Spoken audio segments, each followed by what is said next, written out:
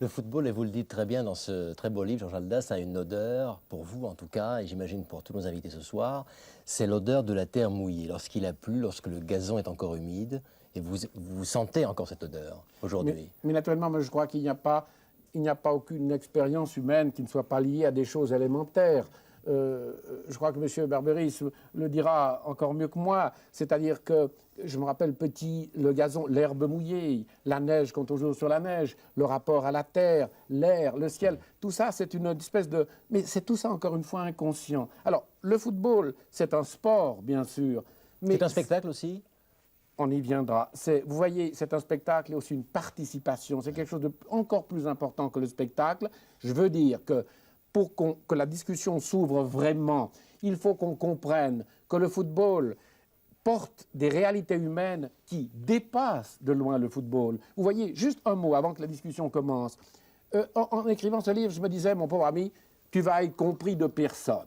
Parce que les gens dits cultivés, messieurs les professeurs d'université, quand on dit que je le dis, qu'est-ce que vous faites? Il dit, j'écris un livre sur le football.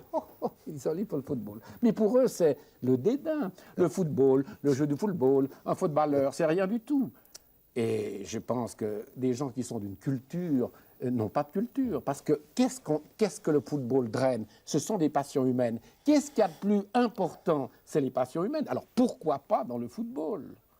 Et puis alors, d'autres personnes qui sont simplement des sportifs, qui ne comptent que pour le résultat, etc., l'analyse des passions humaines, ça ne les intéresse pas. Alors peut-être que c'est un livre qui est totalement à côté. On va en discuter. Umberto Barberis, lorsque vous jouez sur un terrain au football, est-ce que vous retrouvez votre enfance, l'enfance dont parle un peu Georges Haldas maintenant et dans son livre? Bon, au départ, c'est un petit peu la même chose. J'étais aussi un rêveur quand j'étais môme. Mais enfin, moi, j'ai eu la possibilité de pouvoir le réaliser.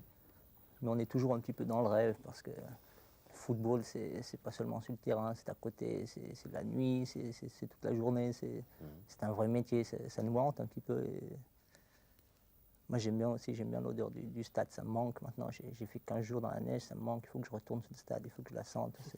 C'est une passion, c'est comme la musique, c'est comme le théâtre.